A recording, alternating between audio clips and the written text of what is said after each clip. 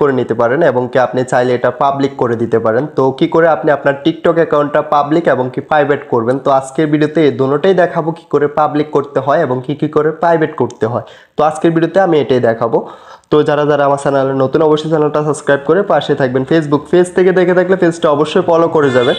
তো আপনি চাইলে আপনার টিকটক অ্যাকাউন্টটা এখান থেকে পাবলিক করে নিতে পারেন এবং কি চাইলে এটা প্রাইভেট করে নিতে পারেন। পাবলিক হচ্ছে যে আপনার ভিডিওগুলো সবাই দেখবে এবং কি প্রাইভেট হচ্ছে আপনার অ্যাকাউন্টে অন্য কেউ দেখতে পারবে না, আপনার এটা পার্সোনাল একটা অ্যাকাউন্ট।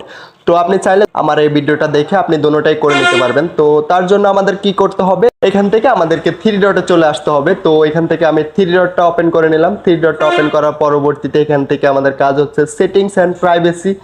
তো আমরা এখান থেকে সেটিংস অ্যান্ড প্রাইভেসিটা সিলেক্ট করে নিতে পারবো। তো আমি আগেই বলে রাখি, এখান থেকে আপনি প্রাইভেটও করতে পারবেন, পাবলিকও করতে পারবেন। তো আপনার অ্যাকাউন্টটা প্রাইভেট এবং পাবলিক দুটোটাই করা যাবে এই ভিডিওটা থেকে।